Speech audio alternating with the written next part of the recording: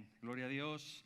Gracias a todos por estar aquí. Gracias al grupo de alabanza también. Podéis tomar vuestro lugar y vamos a sentarnos y dar al Señor la honra, la gloria, como hemos estado haciendo hasta ahora.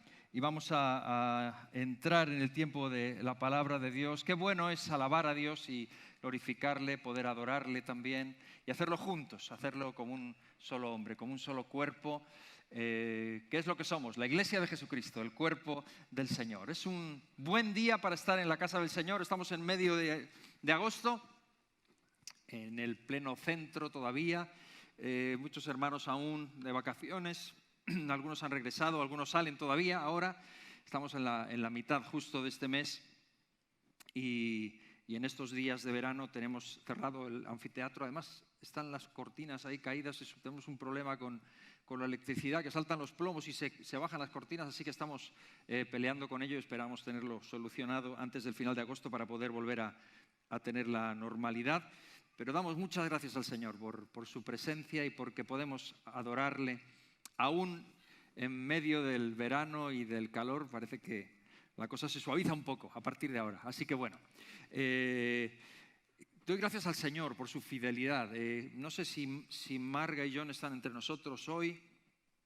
No sé si los veo por algún lado. Sé que Marga fue operada en esta semana. Hemos estado orando por ella. También tenemos un testimonio maravilloso de sanidad. Una de las hermanas por las que hemos estado orando, y Joana, y su madre estaba hoy aquí, me decía en esta mañana, me daba las gracias por cómo Dios ha estado obrando en su vida. Y es algo maravilloso ver cómo el Señor es fiel en todo momento. Él está con nosotros siempre, en medio de su pueblo, siempre ayudándonos y siempre cuidando de nosotros. Así que no olvidemos orar por nuestros hermanos que están fuera, aquellos que aún tienen que regresar, y mientras pues continuamos con nuestros cultos los domingos y los martes nuestro culto de oración como habitualmente. Así que vamos ahora a ir a la palabra de Dios y vamos a adentrarnos en un pasaje de la Biblia que yo quiero compartir con vosotros en esta mañana. El domingo pasado estuvo entre nosotros Peter, Franz y su esposa Becky, los misioneros que están en Kenia y a los que estamos apoyando. Para mí es un amigo iba a decir, no de la infancia, pero sí del tiempo de la escuela bíblica. Yo tenía 18 años cuando lo conocí a él, el 23 tenía. Y era lo mismo que veis hoy, era igual, pero más joven, con un corte de pelo de la época y rubio y todo, pero con la misma pasión. Nos hicimos muy amigos porque estábamos en Alemania, yo estudiando allí, en un país del que mi madre es alemana, yo nací allí, él también, padres alemanes, nació allí, pero yo me crié en España toda la vida y él en Kenia, así que de alguna manera nos identificamos mucho y nos hicimos mejores amigos durante ese tiempo. Su estancia aquí y toda esta semana anterior me ha traído muchos recuerdos de la escuela bíblica y he recordado, hemos hablado mucho de gente que creció allí, que los vimos allí en la escuela bíblica, que es de ellos ahora, algunos que no hemos podido seguir el rastro, otros que están sirviendo al Señor. Me hizo recordar cosas, maestros también, gente que ya no está, y recordé a uno de nuestros maestros y pensando en ello, recordé una de las anécdotas que yo creo que son para mí fue de las más llamativas y una de las ilustraciones más, que a mí más me ayudó a ver el mensaje. A veces las ilustraciones son un poquito cogidas de los pelos, ¿no? Y esta ilustración a mí me ayudó muchísimo. Y era un profesor que nos habló, en la clase entró y nos dijo que nos habló de la diferencia, o nos pidió que le dijéramos cuál era la diferencia entre un termómetro y un termostato. Y todos empezamos a pensar y a tratar de dar la definición de lo que es una cosa y de lo que es la otra. Y claro, vimos que un termómetro es un artilugio que mide la temperatura. Muy útil. Muy útil, además ahora que han puesto esta normativa, ¿no? Que hay que saber qué temperatura hay en un sitio. Un termómetro mide la temperatura de un lugar y te la dice. Pero un termostato es algo más, no solo mide la temperatura, sino que en un momento determinado, cuando tiene una programación, tiene un clic que cuando la temperatura no es la que debe ser, él sabe la que debe ser y se pone en funcionamiento para cambiar la temperatura del lugar y ponerla donde debe estar. Claro, la pregunta era qué clase, la cuestión era, ¿hay cristianos termómetros y hay cristianos termostatos? ¿Qué clase de cristiano eres tú? ¿Eres de los que miden muy bien? Aquí está muy fría la cosa. Aquí está muy caliente la cosa. Aquí está más o menos agradable. Aquí no. Aquí esto está bien, esto está mal. ¿O eres de los que se ponen en funcionamiento para cambiar el ambiente, para cambiar el entorno? Me pareció una ilustración impresionante. A mí me ayudó muchísimo, de las más relevantes que yo he escuchado, y no tengo ni que decir qué es lo que Dios pide de ti. Pide que seamos termostatos, no termómetros. Hay mucho termómetro suelto, muy listos y muy informados. Gente que informa y sabe muy bien todo, pero gente que se ponga en movimiento y haga algo por el entorno, no hay tantos. Y para meditar en esto, yo he titulado este mensaje 12 hombres y un niño. Y vamos a leer en Juan, en el capítulo 6, del versículo 1 al 15, una historia muy conocida, y hemos estado meditando mucho en Juan, diferentes pasajes, y este es uno de los milagros que Juan nos cuenta. Juan 6, versículos del 1 al 15, y ahora si nos ponemos en pie por última vez ahora, o bueno, al final nos volvemos a poner en pie para despedirnos, pero vamos a leer la palabra del Señor. Juan capítulo 6, versículos del 1 al 15, es un pasaje que me lo sé prácticamente de memoria. Cuando era niño era mi pasaje favorito y mis hermanas odiaban cuando en el devocional yo decía Juan 6, porque ese era el mío. Y siempre que me tocaba a mí era Juan 6. Después de esto Jesús fue al otro lado del mar de Galilea, el de Tiberias, etc. Vamos a leerlo. Juan 6, versículos del 1 al 15. Después de esto Jesús fue al otro lado del mar de Galilea, el de Tiberias. Y les seguía gran multitud porque veían las señales que hacía en los enfermos. Entonces subió Jesús a un monte y se sentó allí con sus discípulos. Y estaba cerca la Pascua, la fiesta de los judíos. Cuando alzó Jesús los ojos y vio que había venido a él gran multitud, dijo a Felipe: ¿de dónde compraremos pan para que coman estos? Pero esto decía para probarle, porque él sabía lo que había de hacer. Felipe le respondió: 200 denarios de pan no bastarían para que cada uno de ellos tomase un poco. Uno de sus discípulos, Andrés, hermano de Simón, Pedro, le dijo: aquí está un muchacho que tiene 5 panes de cebada y 2 pececillos. ¿Mas qué es esto para tantos? Entonces Jesús dijo: haced recostar la gente. Y había mucha hierba en aquel lugar, y se recostaron como en número de 5.000 varones. Recordemos siempre que la Biblia, en el tiempo en que esto se escribe, cuando habla de números y de multitudes, casi siempre nombra a los hombres, no cuenta. Cuando dice aquí 5.000 varones, pensemos que no eran 5.000 personas. Por cada varón, ¿cuántas mujeres habría o cuántos niños habría? Entonces haz las matemáticas, pero eran más de 5.000, seguro.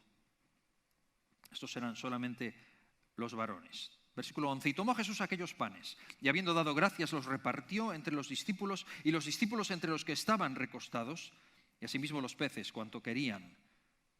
Y cuando se hubieron saciado, dijo a sus discípulos: recoged los pedazos que sobraron para que no se pierda nada.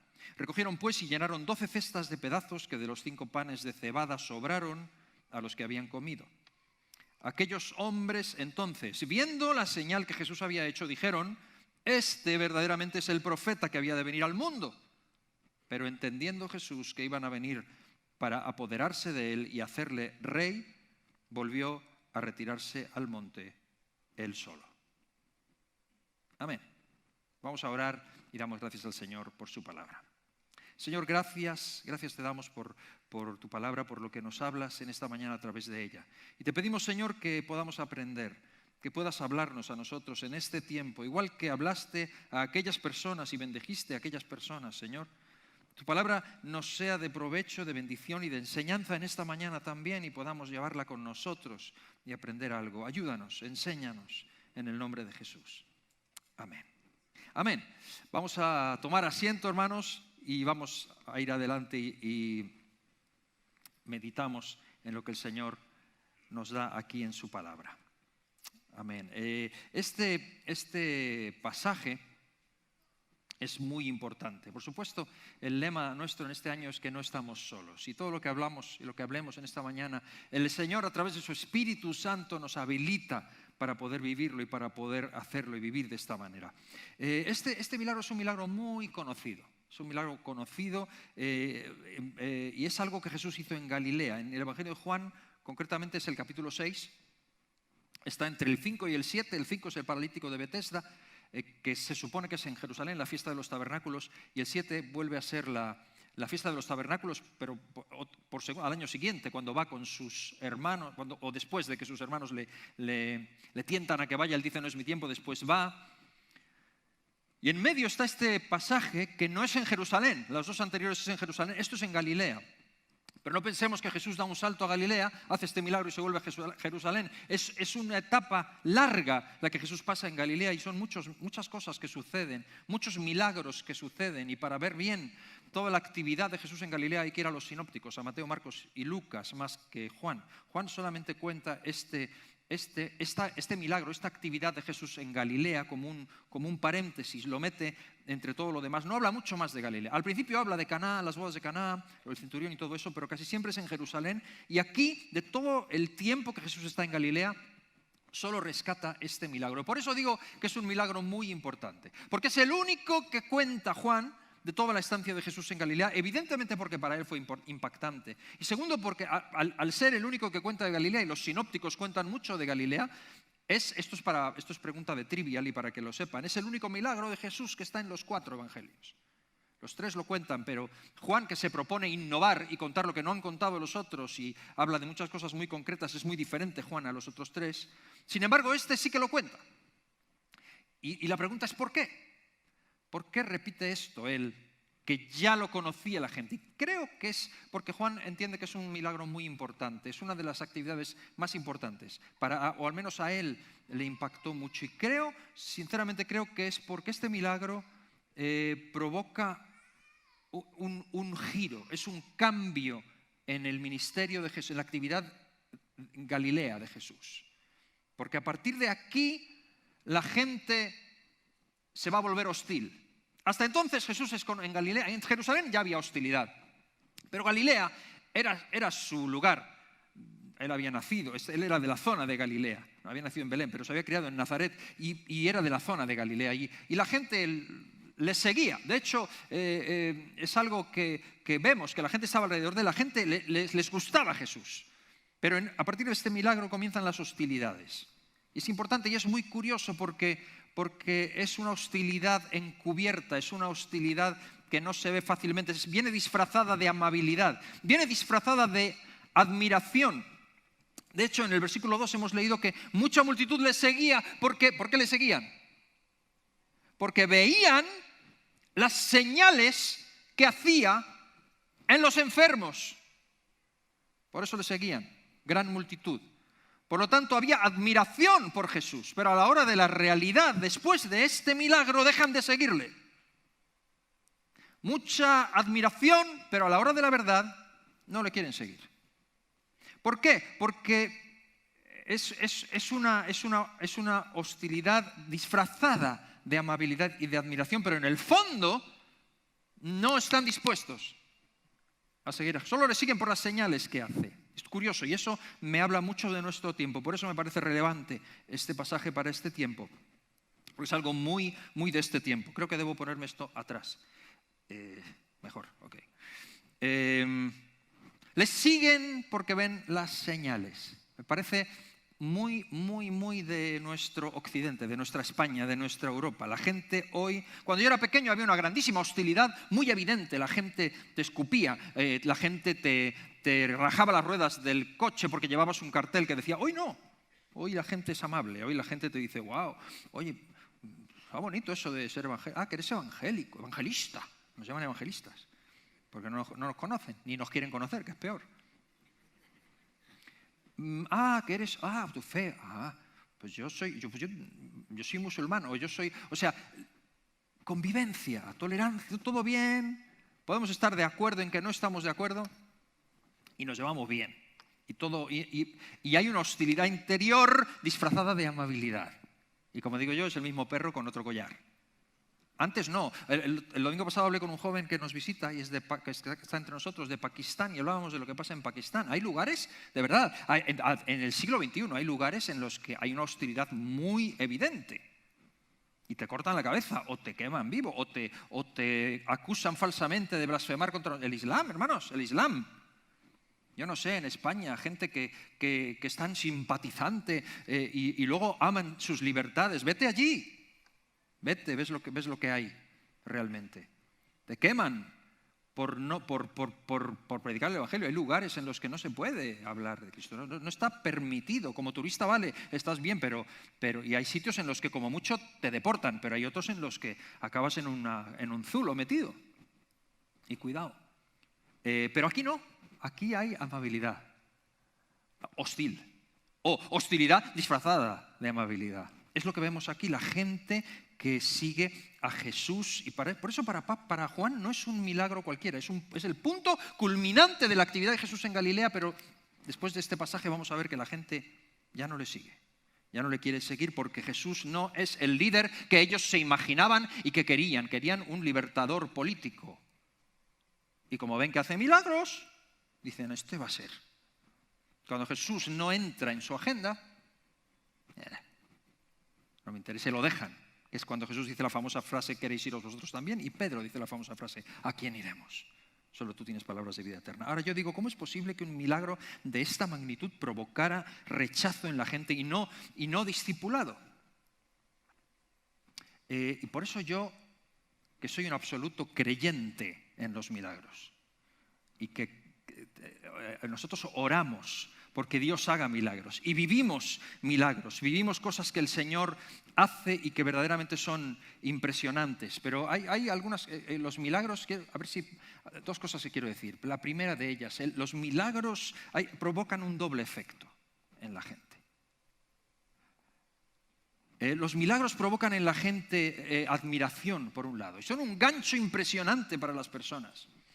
La gente viene, pero fíjate que parecido al pasaje la gente viene, pero a la hora de la verdad, la gente cuya fe o cuyo seguimiento de Jesús se basa en el beneficio obtenido por un milagro o en la expectativa de un milagro, es una fe que a la larga o a la hora de la verdad, cuando vienen mal dadas, se tambalea. Porque ya no sucede lo que yo esperaba. Jesús, por eso es tan importante este milagro para Juan y para Jesús mismo, porque aquí se delata la verdadera fe. Y para Jesús lo que más le importa es el tema de la fe y de la incredulidad. Por eso la incredulidad es el gran pecado. Porque no creer en Cristo condena a las personas. Y la verdadera fe se demuestra y se ve cuando está basada únicamente en milagros. Es una fe que se tambalea, porque en cuanto la cosa no sale como uno quiere, se viene abajo. Por eso yo que creo absolutamente en los milagros y además, y seguimos orando y seguiremos orando siempre por un milagro. En esta semana, ¿cuántos estuvieron en el culto de oración? ¿Puedo ver sus manos? En esta semana hemos escuchado un testimonio de una mujer cuya madre está aquí hoy. Una mujer por la que hemos estado orando 6 meses. Por cáncer. Y daba testimonio de que el cáncer ha desaparecido totalmente. O sea, Dios es el Dios de los milagros. No vayamos a pensar que no. No vayamos a pensar que porque Jesús en momentos ocasionales no habla, es que no tiene nada que decir. No vayamos a pensar que porque Dios no derrama juicio o bendición o su Espíritu Santo o una bofetada de pronto, no es porque no pueda. Sino porque decide no hacerlo, o porque no es tiempo, o porque Él sabe en su absoluta sabiduría. Entonces, escuchábamos el testimonio de esta hermana y yo te digo, yo he visto milagros. Yo he visto gente curarse del cáncer. Y esta hermana, en concreto, el médico le decía, ¿qué has hecho? ¿Qué has hecho? No está. Y digo, Dios es real, Dios hace cosas impresionantes, pero lo que digo yo es que no es que el poder de Dios haya disminuido. Dios es el mismo, ayer, hoy y por los siglos. Pero lo que sí ha disminuido, creo yo, es la capacidad de impresionar a esta sociedad con hechos sobrenaturales. Yo he visto personas sanadas de cáncer, pero he visto también la reacción de los médicos. gente agnóstica o gente que no quiere dar, que tiene el orgullo tan arriba. Y hoy en día, en nuestro occidente, toda esta sociedad intelectual, hay un orgullo tremendo del que es súper difícil que se bajen. Yo he visto médicos reaccionar y cuando ven algo que no pueden explicar, pues salen y te dicen frases aprendidas como: es que no todos los cuerpos reaccionan igual.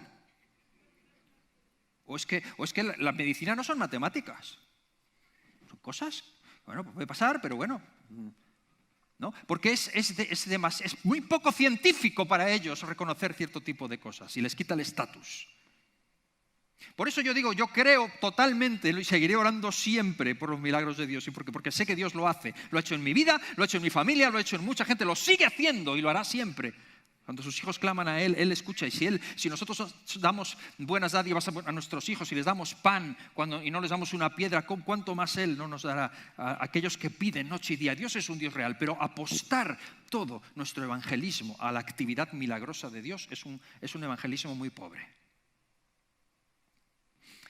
Es una forma de cristianismo muy pobre, estar únicamente en Cristo por el milagro. Y a veces esa obsesión, gente que, mira, noches especiales, escúchame, yo creo en todo, pero esa obsesión por ese tipo de cosas a veces lleva a forzar situaciones, a forzar milagretes, a falsificar cosas, lo cual en una sociedad como la nuestra, tan intelectual, tan filósofa, tan inquisitiva, tan periodística, solo es peor el remedio que la enfermedad. Entonces, Dios es un Dios de milagros. Pero aquí tenemos un pasaje en el que al milagro más grande, imagínate tú, 5 panes y 2 peces y 5.000 solo hombres, personas alimentadas, ¿qué es que provoque rechazo a Jesús? Porque su seguimiento era únicamente por el beneficio, y es lo que Jesús les acusa más. Me seguís porque os he llenado la barriga. Ya no le seguían. Dura es esta palabra.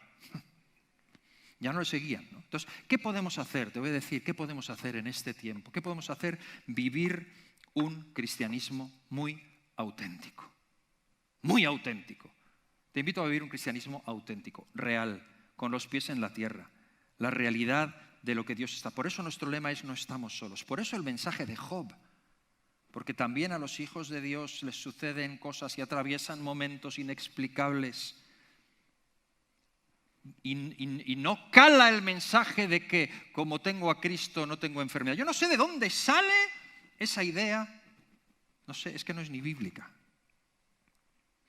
¿Qué podemos hacer? Hay 3 realidades para nosotros como creyentes muy aplicables al día de hoy que nos ayudan a comprender la lección que Jesús trata de enseñar, yo creo, en este capítulo, y que convierte tan importante a este milagro. Son tres cosas que como cristianos siempre nos acompañarán. Y debemos vivir ese cristianismo así, de esta manera auténtica en este tiempo. Y saberlo nos ayuda a posicionarnos. Cuando sabes una cosa que es así, la sabes de antemano y te posicionas y te preparas para ella. 3 cosas que quiero decir simplemente, y no estamos solos en ella. La primera de ellas es la incertidumbre.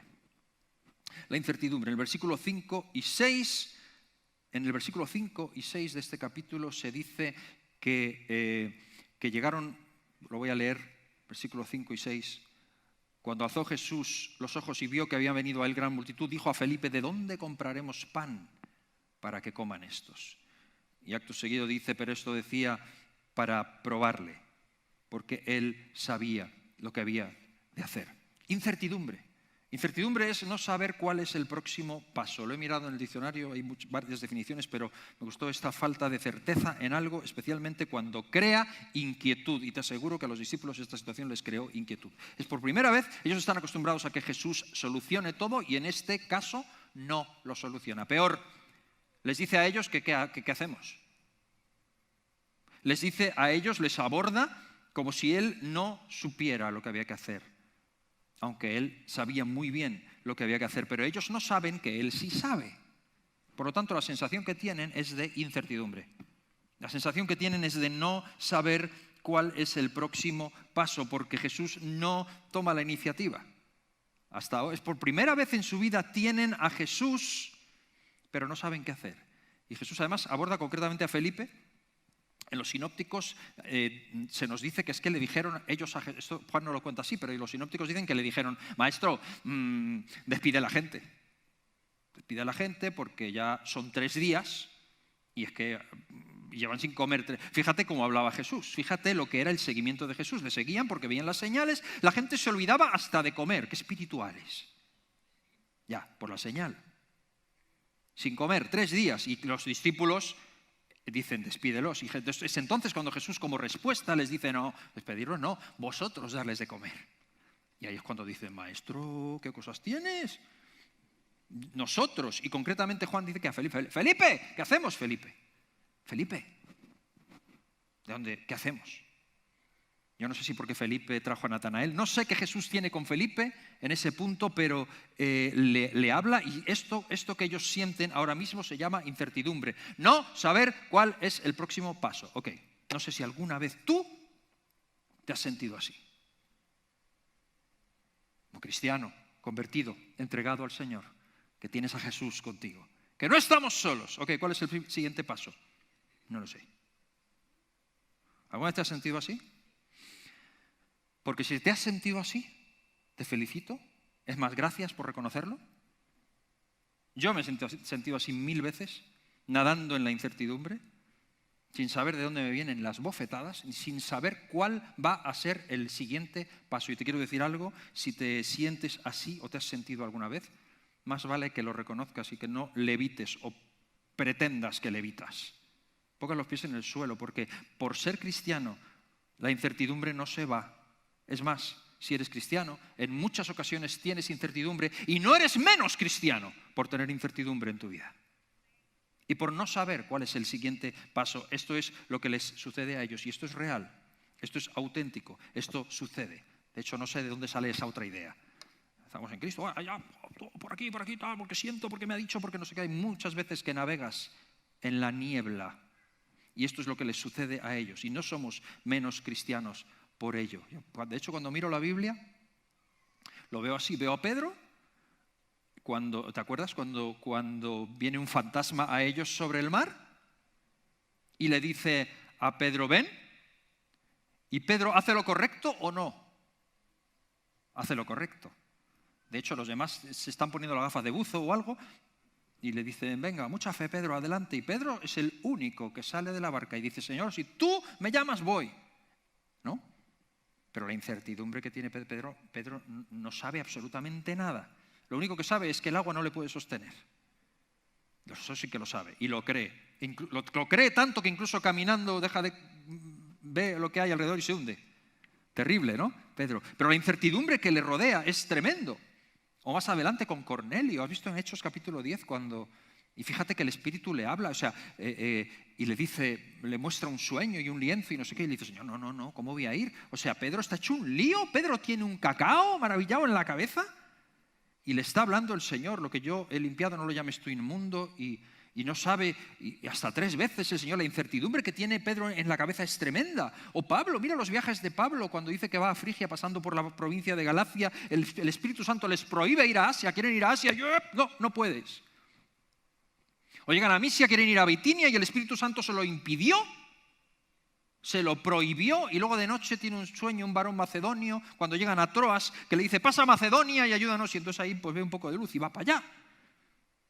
Y llega el Evangelio hasta nosotros. Y uno diría, bueno, si tienen el Espíritu Santo, pues siempre les da la claridad absoluta y siempre les asegura, No, de hecho, la palabra nos enseña a ser muy prudentes en esto y Santiago en el capítulo 4 habla y dice, vosotros los que decís mañana haremos esto y haremos lo otro y haremos lo otro, más os valdría decir, si Dios quiere, haremos esto o iremos para allá o no, porque el hombre propone, pero Dios dispone.